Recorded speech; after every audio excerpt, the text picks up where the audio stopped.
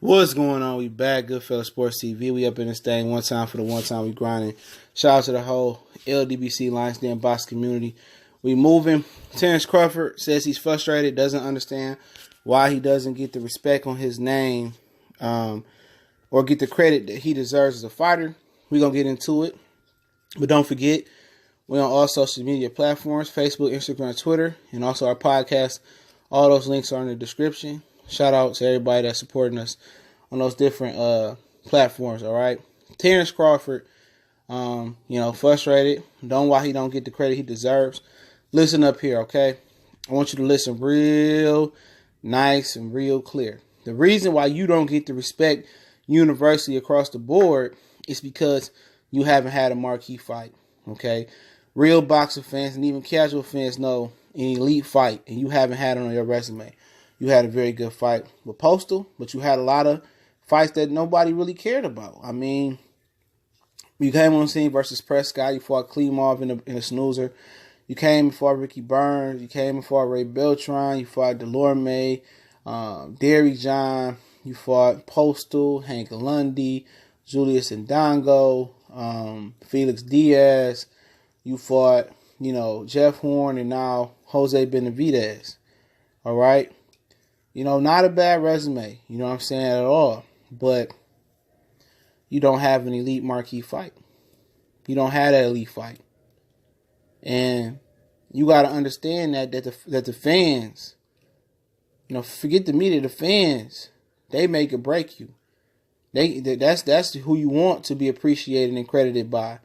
And, at the end of the day, while the door is still open, while you left one door open, they going to come through that door and they going to question why that door is still open. They going to question why haven't you fought that elite fighter. And at 35, you was that elite fighter. There was no another elite fighter there. You know what I'm saying? No other elite active fighter there. At 140, you cleaned out the division, but it was your luck that there was no elite fighter there that the Americans actually thought can garnish their attention. The Postal fight was on pay-per-view. And most of the hardcore fans made it seem like a 50-50 fight. But fans knew that it wasn't. And Postal didn't really have notoriety amongst the casual American public, especially on HBO pay-per-view. Okay, you had your fights at 140. You beat everybody you had to beat. It's just your luck that you just so happened to come from two divisions that didn't have a marquee fight. Then you go to 147. You beat Jeff Horn, who just beat Pacquiao. Most people thought he robbed Pacquiao, so you probably didn't get full credit for the Jeff Horn fight. Then you fight Jose Benavidez, who a guy who ain't shit. Everybody, he ain't did nothing in his career, bro. You know what I'm saying? I hear, people saying this and that. He wasn't a good fighter. He wasn't fast. He wasn't quick. He was slow. He was hampered by the leg, and I made that a note. His leg was. I told you guys he wasn't ready because he was handicapped. You know what I'm saying? I told y'all that. He was handicapped by his leg, and I thought that was the reason why I thought he should have rehabbed the leg a little bit more, got some more fights in. It was only his second fight since coming back from from damn near a life-threatening gunshot wound in his leg, and definitely almost career-threatening gunshot wound in his leg, okay? But you're not going to get credit, for fighting guys when you don't have a marquee fight. You don't have a signature fight. And you go back and you see how young Leonard was when he fought Rafael Benitez and Roberto Duran. You see how young Pacquiao was, or what point in his career when he fought Barrera, he fought Morales, he fought all these solid fights before he really made a name for himself at welterweight. And you don't have that, bro. You're 31 years old without a marquee fight. And we're not going to put Jose Benavidez on a pedestal and credit you for something you were supposed to do. Benavidez was nothing. I heard people, comparing, Benavidez and trying to big him up as being a great fighter. He wasn't a great fighter. He wasn't a good fighter. He was below an average fighter, in my opinion, because of the leg injury that I made note of before the fight. You don't get credit for being the Benavidez. You the pound for pound number one. You shouldn't even be fighting a guy like Jose Benavidez. Y'all can say he was number one in the WBA. That was horse shit. He came back, had two fights, one versus Jesus Rojas, and he's number one. No, bro. Anybody that turned on the film would know Jose Benavidez, it wasn't that good. Especially with the leg injury. He might came back and had two knockout wins, but versus who? Nobody of note. And obviously when he was put in the ring with Terence Crawford, it showed. because he talked and he talked shit, that made it a more polarizing fight. It did. It brought Crawford's personality out. ESPN did a beautiful job of covering Terence Crawford this week and gave him what he deserved and put him on the pedestal that fight week.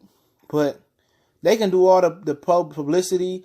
They can do all the pushing for you. They can do everything for you. Okay?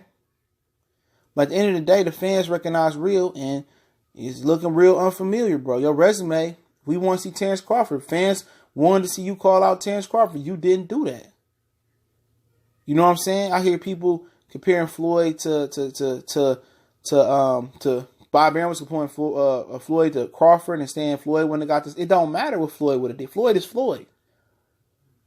Floyd is Floyd. Y'all can say he would have outboxed Benavidez for 12 rounds and wouldn't have got the knockout. Okay, we can agree on that. But Crawford ain't Floyd though. And Jose Benavidez ain't none of Floyd opponents.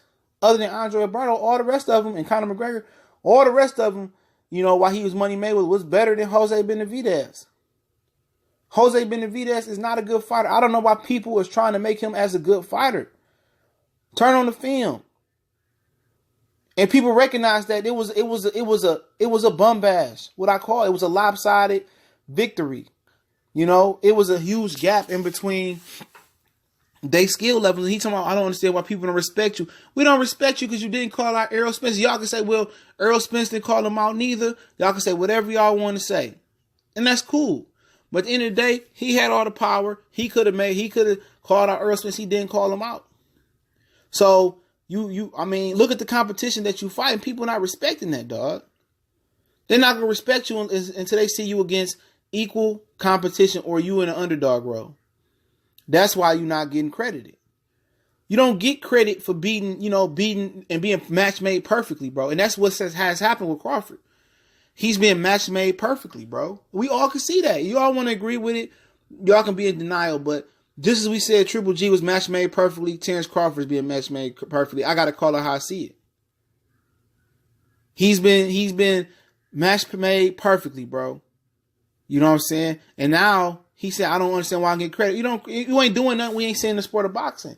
You following the trend. Okay? You following the same trend as a lot of these dudes. You just protecting the gusto until you gotta take risks. And by the time you take the risk, you know what I'm saying? You're gonna get exposed, bro. By the time you take that risk, like Triple G tried to hold out and wait for Canelo, by the time you hold out and take the risk, you're gonna get exposed. Somebody gonna whoop on you. We respect you fighting Danny Garcia, calling out Danny Garcia, making that fight next. That'd have been a good marquee fight.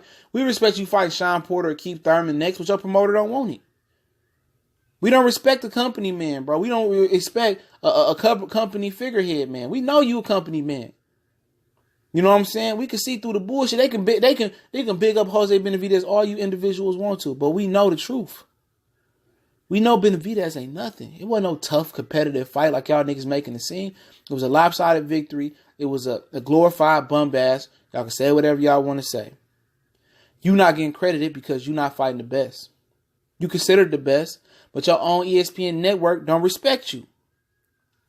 They disrespect you. How the fans supposed to respect you when your own network putting Ukrainian Jesus Lomachenko above you? They putting Triple G above you. They putting Canelo above you. And you supposed to be the ESPN guy. They say you the ace in the bullpen.